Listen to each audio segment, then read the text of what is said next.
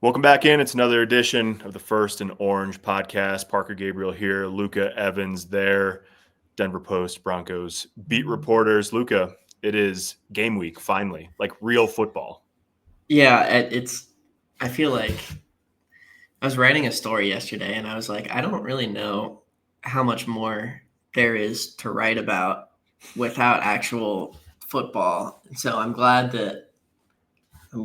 we're transitioning into this as we're really just tapping the well right now. You're getting to the bottom of the well. It's funny, actually. I saw someone on X, I guess we call it now, yesterday that tweeted something along the lines of like, if we're firing off hot takes about who's a captain and who's not, that means all of the takes for the offseason have been taken. Wait, I have something I thought was so funny and I wanted to tweet on it, but I didn't. About that same tweet? No, I don't think so. So I tweeted the Broncos released their second depth chart. Oh, yeah. I took a screenshot of it and I tweeted Riley Moss is officially, unofficially the Broncos' backup punt returner because he is listed as the Broncos' backup punt returner. Yeah, and that was the thing during training camp too. We saw him back there. It was, and Malcolm Roach, and Malcolm Roach, of course. That didn't go too great, but someone commented on this post. Luca, I feel like so many people nationally are talking about the Broncos and how we're going to win the division, etc. It scares me. Why should I not be scared? And I was like, we're really at the point in the offseason where we're getting just fully existential breakdowns over Riley Moss, backup punt returner tweets. So, I saw one. I don't even know exactly why I saw this, but maybe it was the same tweet. I saw one. Oh, maybe it was the receiver they sent in the practice squad. The only Luca Evans tweet I saw yesterday just said, "Luca, you're him," which of course. Oh yeah. So that was nice. Yeah. Well, that person's sort of existential dread about the Broncos is like essentially, in some funny way, our podcast topic for today, which is like, it is sort of like when I covered Nebraska, they had a defensive coordinator. He's at Boise now. Bad start to the season. Eric Chenander, who this time of year, he would always say, the great thing about now is soon enough, they'll turn on the lights in the stadium and we'll all find out together. And that's like really where we're at. Like, obviously there's been a lot of optimism, a lot of hype, a lot of fan excitement about the Broncos and all of that. And like, that's all well and good. Like, we each, I think, believe that they're going to be good overall this year. But you never know. You never know how 17 games in 18 weeks, you never know what's going to happen on the injury front. There are surprises every year, good, bad, otherwise, both like player-wise, team-wise, unit-wise, division-wise, whatever. So, like, I think the thing, at the risk of sounding too much like a coach or something, like, I think just given the way the Broncos have started the past two seasons, I mean, they've lost 3 openers in a row. They were 0-2 last year before they went on the road, and the Greenbrier saved their season. And they were 1-5 to start, 0-3 and then 1-5 under Sean in 2023. So like, there really is, Luca, it seems like this sense around the team of like, not just because Tennessee's not supposed to be very good, not just because it's a home game, but just because it's like, it is legitimately one of the things that we just like have not seen a Sean Payton Broncos team do. I think there is a lot of intrigue in like how they come out and whether they can get off to a good start to the season, which like they really need given the way, late September and early October shapes up. Yeah. And I think that's like kind of the only, it's like when you look back at camp and this or that, there's really no drama as they head into the start of the year. There's like, there's really no, when you look at the total depth chart, there's no major injuries right now. There's no, Nick Bonito is presumably going to sign an extension at some point, but that's not something that's lording over, everything. And I think the real like drama or point of intrigue right now is just, the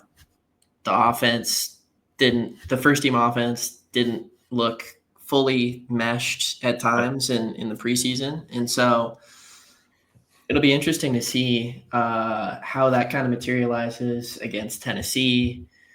Obviously, Titans aren't, aren't going to be a trendy Super Bowl pick by any means, but their interior defensive line is pretty good. I'm curious to see how Denver's kind of run game, shakes out with that, and what J.K. Dobbins can do between the tackles and what R.J. Harvey can do outside the tackles. And I think, too, everyone wants to see how this defense and this pass rush is going to, attack Cam Ward, obviously, in his first ever NFL game. That's a heck of a draw for your first ever NFL start.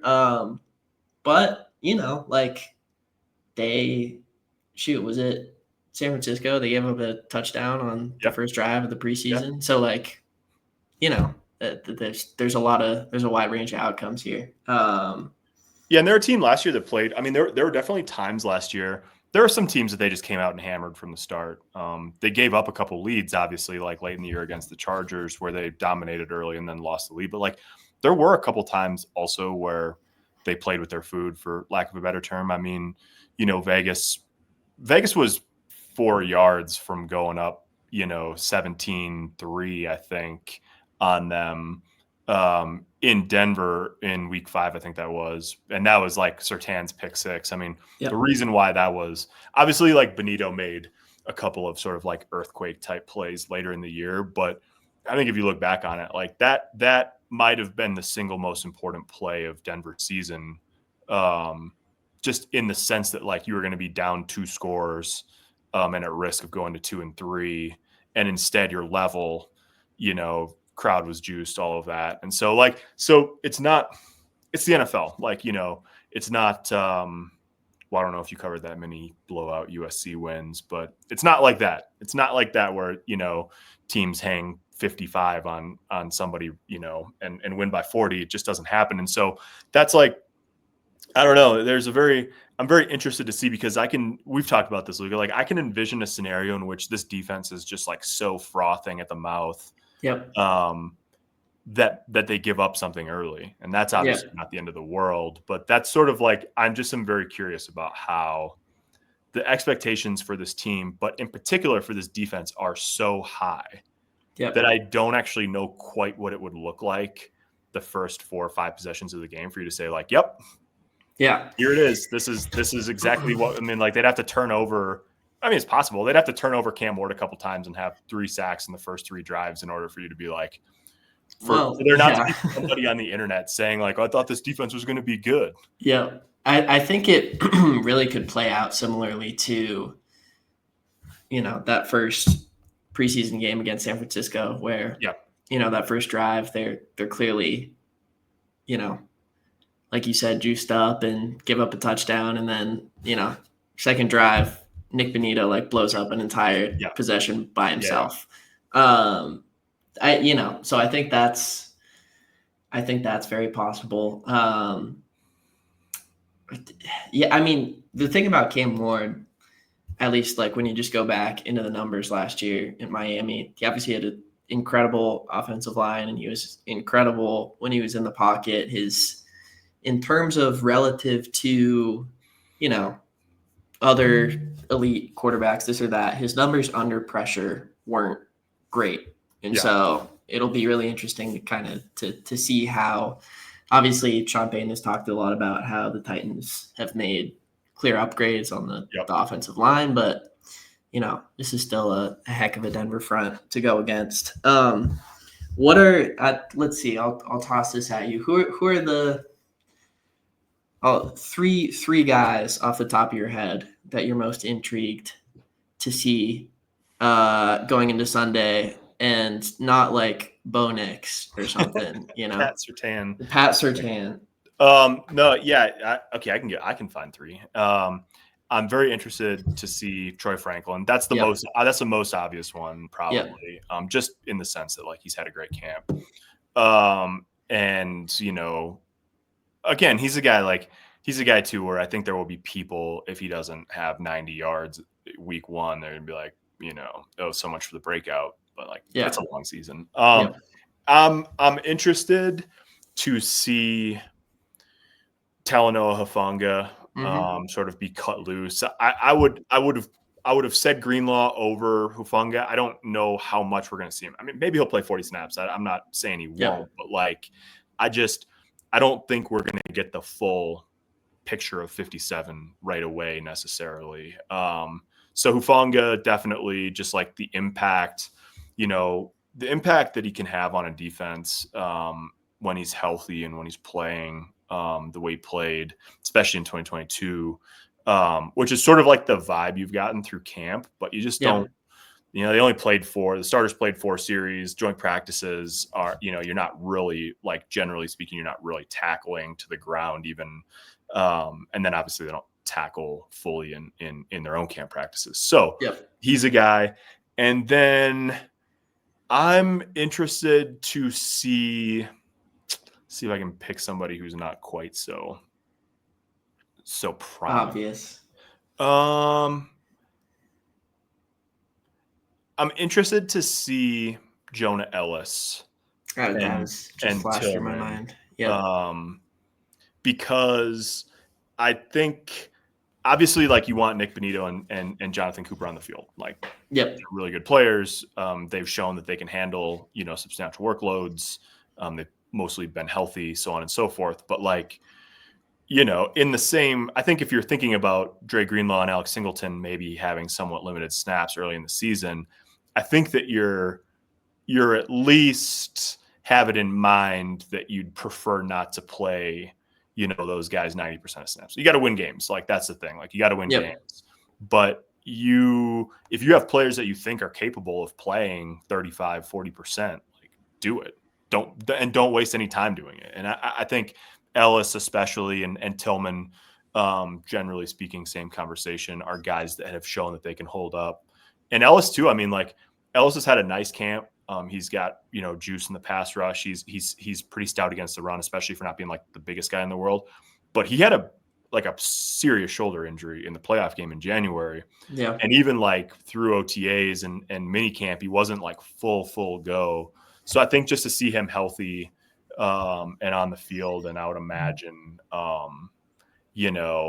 playing quite a bit is a picture I'm interested in seeing. How about you? Give me 3. Yeah, and to finish the point there, Benito isn't a guy, like, you talk to him, and he's not a guy who's like, I want to play, I'm going to fight for playing 100% of every snap. Like, he's very adamant that, hey, we got guys behind me that can play too, and if it'll help preserve my body for the stretch of the year, like, he's all for that. So one of the more interesting, like, in the weeds moments of the offseason was Nick sort of like openly agreeing with Sean Payton about the too many snaps thing. And acknowledging that his body broke down some late in the season. That is curious to see how that plays out. I think I'm really interested to see Marvin Mims against, because, you have the late season breakout from last year, and yet, and you have some moments in camp, certainly, and joint. I think he had one really good joint practice against Arizona. But you haven't necessarily seen, the Troy Franklin has kind of gotten all the buzz in terms of young wideouts, and Pat Bryant too, kind of just in terms of who people are talking about. And the thing with Marvin Mims is that, like, he's, in a different wideout sense. I hate to toss this one out there, but he's kind of the Joker of, like, this receiver room. And oh god, Sean last year said he'd been invited to the club, but he didn't have the tattoo. So so that makes sense. He's in a different. He's kind of standing outside. But he, we really. I feel like it's almost certain that Sean Payton has not played all of his cards, and in fact has played very few of them with Marvin Mims, when it comes to preseason or camp or whatever we've seen from him. So, and it makes absolutely zero sense unless it's just the way that the game progresses for him to, like, touch the ball once or twice against Tennessee. So I'm really curious to see what his usage is like, and if he is the third most maybe utilize guy in Yep. this offense or this or that. And then let's see. I mean, kind of an obvious one, but obviously, Jade Barron. Yep. It'll be really interesting to see just how he holds up. I think, once you get more of a picture of him as a tackler and kind of fully, unleashed, where he's not just going through the motions of camp, I think that'll be really interesting to see because that's one of his strong suits. And then just, where the distribution is for him and, Jaquan McMillan and at slot and they've obviously both been playing a little bit outside too. And then let's see who else. Who else do we think will get time? Think Savion Jones will get any run week 1? Good question. No, I don't. yeah. I mean, not that I think like Sean was sort of like, I don't know. Was it Sean or was it Vance Joseph? Somebody recently was like, he'll play when he's ready to play. Yeah. And it wasn't like a categorical, like he's not ready to play. The thing about it is you just cannot, you get 47 players. Like, you're not going to keep, I just don't think it ended up being an easy call for them to keep 7 defensive linemen on their 53-man roster. Yep. It is not really possible to have 7 guys up for game day. And so I wouldn't be surprised, assuming there's no injury surprises or whatever this week, if they have 6 or even 5, defensive linemen up. Usually it's 5. Maybe they'll go to 6 given, how talented that room is. But the top guys that at least that we know of aren't just like ready to go. Like none of them have had like a whiff of an injury issue so far in camp. So like if you're thinking maybe it's 5, then you get back to the roster question of like, is Jordan Jackson up for the game or is Uwazurike up for the game? And that would mean Savion is, inactive to start the season. Yep. Which again, like that would be totally Very fine. It's a perfectly fine place for his development to be at now. Yep. But yeah, no, he would vault near the top of the list if he is up on game day and a couple of the guys are down. I mean, you have, and I wrote about this a few days ago in, I think a really interesting subplot of this year is going to be, is Savion Jones ready to, take whatever torch exists right now from John Franklin Myers, assuming as all signs are kind of pointing towards that the Broncos don't extend John Franklin Myers. So I think you clearly have that as a potential path. And then obviously, there's a couple of guys who I could point to. I think I'll just go with J.K. Dobbins. Like we didn't see him touch the ball in preseason. I think he caught a couple passes. Yeah, like a couple snaps in the game.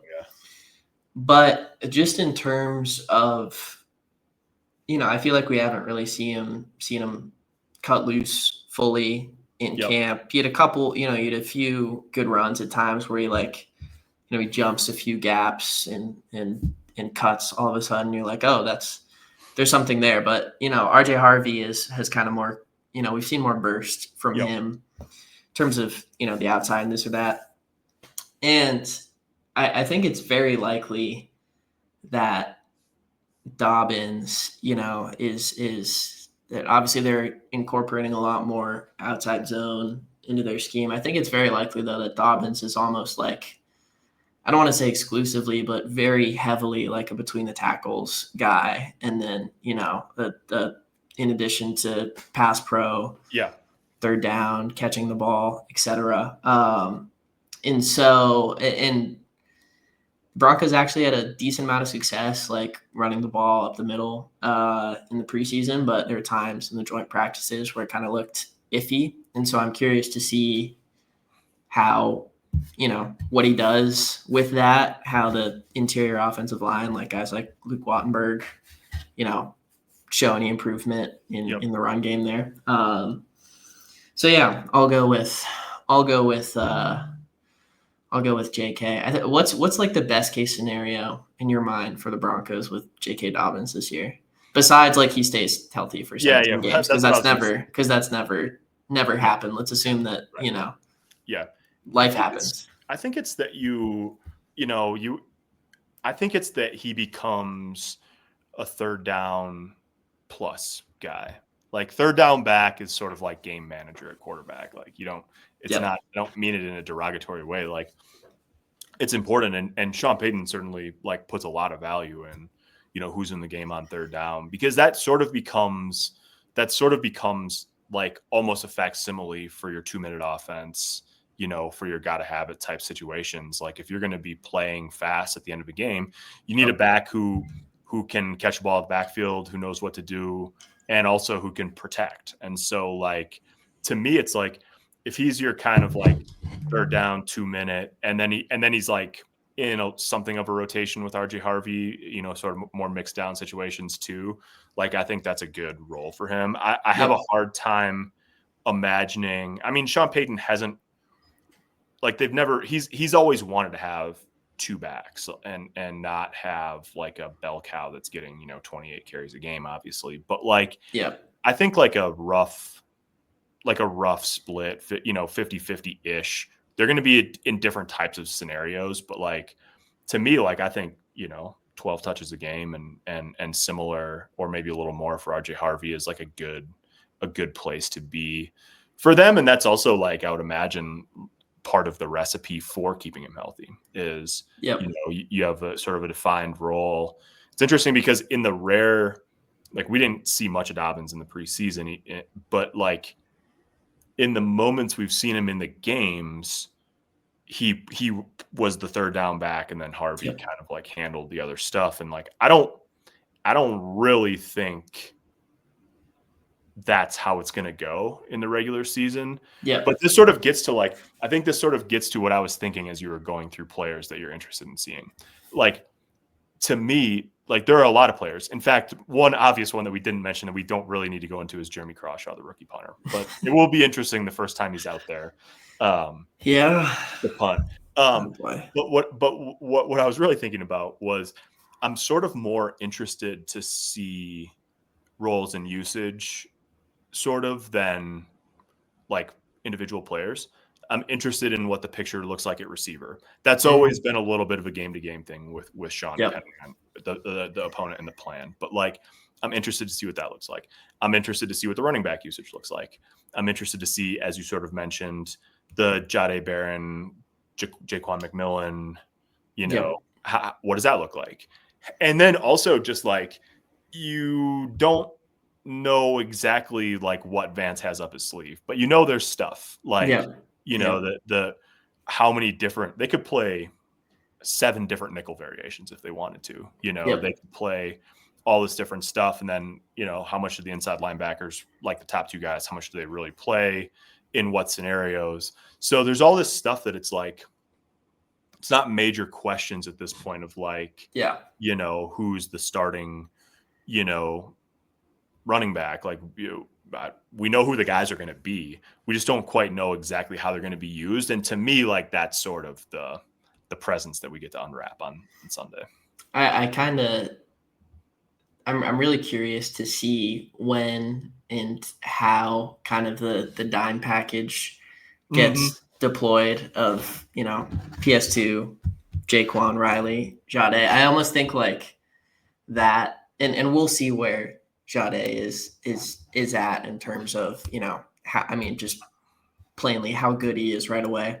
Right. But I almost liken that to, I grew up obviously from the Bay, Golden State Warriors fan back in 2016, and when they got Andre Iguodala and they went small, it's the death lineup. Yeah, the death lineup. And I almost think that the Broncos have like a mini little version of that in the secondary with the dime package. It's like, so I mean, they could play dime. They could play dime and have the 3 starters from last year and their first round pick on the field at corner, along with, Jones and Hufanga, and like not even have Chris Abrams-Drain in the game. And the guys like, I mean, I'm a firm believer that he would play a lot on several teams around the league, and probably he would start in a few places. So I don't know the depth. I'd say more than depth charts of every team in the league, but like, the kid can really play. And so the fact that you could play you could play 5-corner dime with Jade playing essentially safety. Yep. Like they have so many different, whatever combination you could dream up, they could play it. They could play big nickel, small nickel, 3 safeties, 3 corners, dime, penny. Like they could play nickel with 2 down and 2 inside linebackers, especially like once Greenlaw's healthy, given his coverage ability. So like there are so many, there's so much in the bag that it will be interesting to watch Vance deploy it. Not only Sunday, but let's say over the first 4 or 5 weeks of the season. Yeah. Yeah. What do you think? What are your Evan Ingram predictions for week 1? Because I think that he's another, similar to J.K. Vane that, we saw him once, obviously the 58-yard catch and run. I think it's very obvious that, like Sean could draw that up anytime that he wants. To me, it seems like, he's going to be a guy, and I think we've talked about this before. You've talked about this, Parker, but he's just, he's like the 6-7 yard kind of safety valve, or the third down chain mover, or this or that. And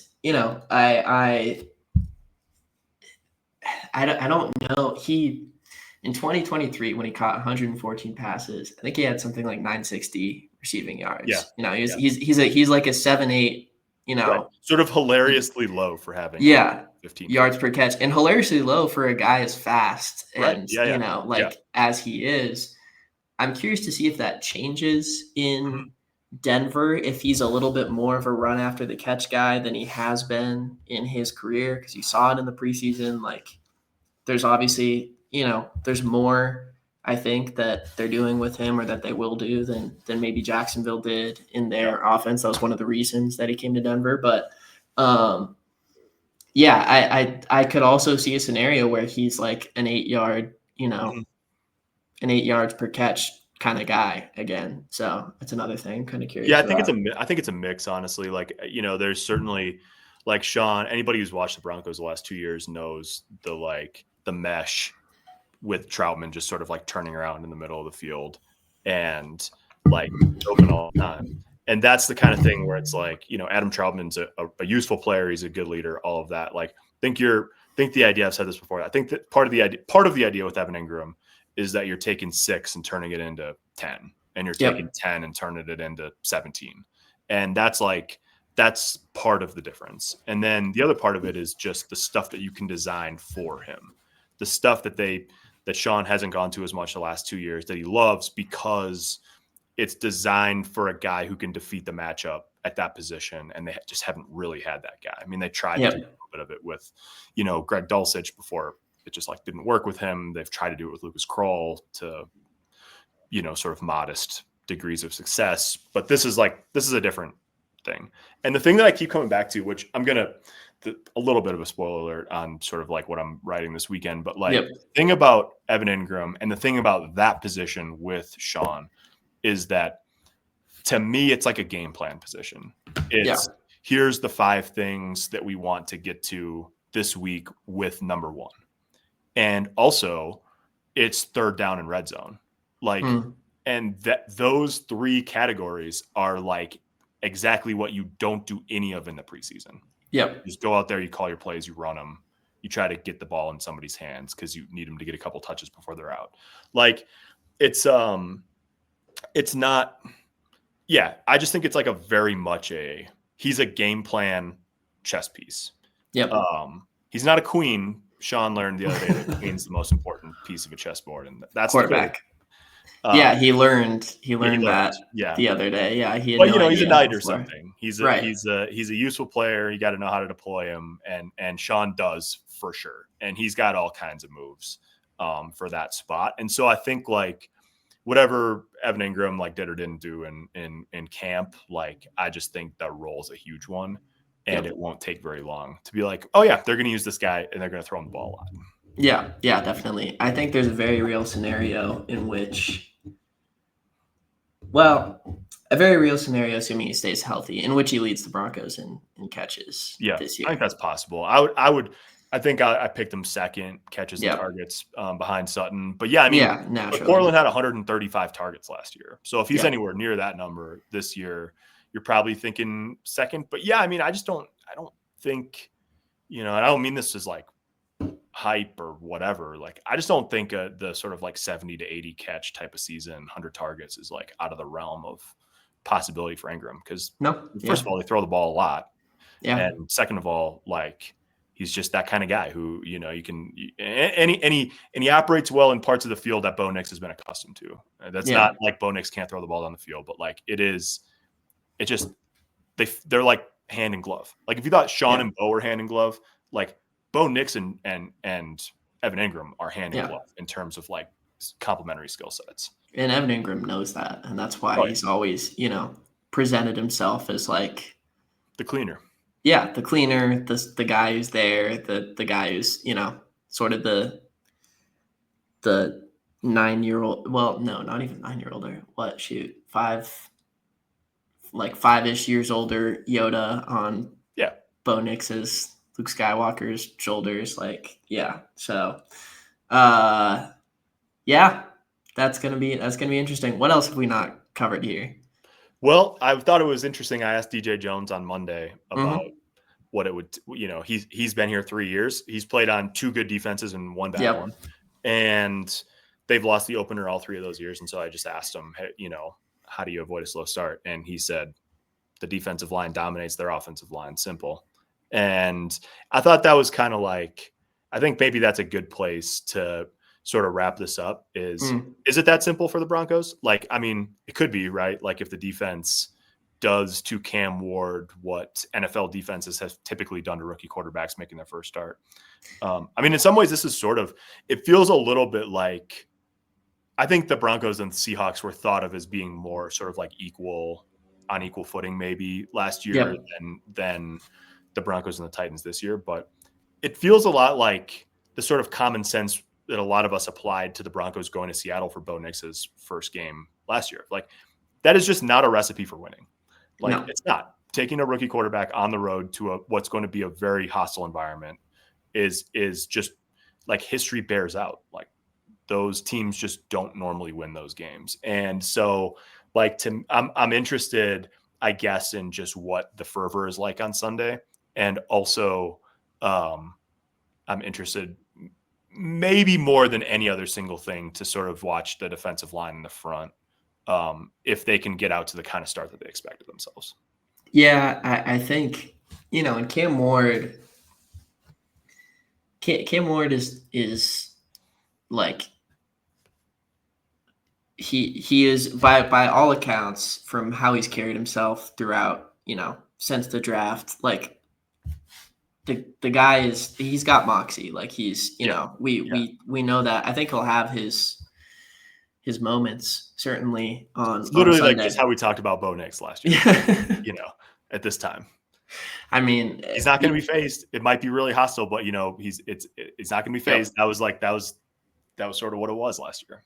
Yeah. And I mean, he can, he's very comfortable in the pocket for, in general. I just think like if he has very little time to make decisions, in his first NFL start, because again, those guys, I think especially if JFM and Zach Allen are creating a lot of pressure up the middle and collapsing the pocket, there's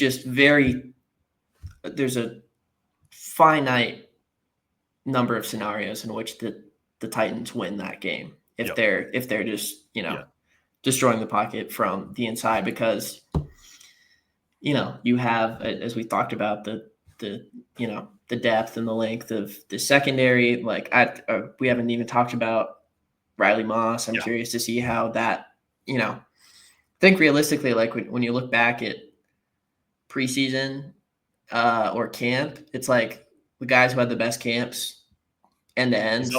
Troy Franklin, Riley Moss, they're about. And so however that translates, like if you're not giving receivers much time to improvise and, beat whoever, whatever alignments the Broncos trot out in the secondary. Like there's just very, very little room for error for the Titans to win that game, regardless of, Denver could score 17 points and the offense could crater and still win.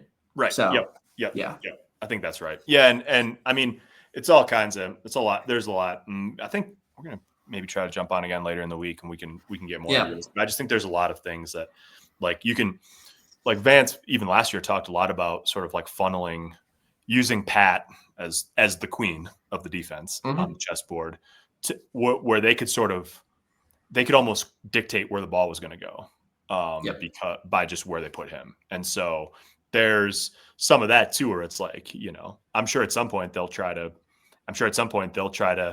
coax Cam Ward into throwing Surtain's way.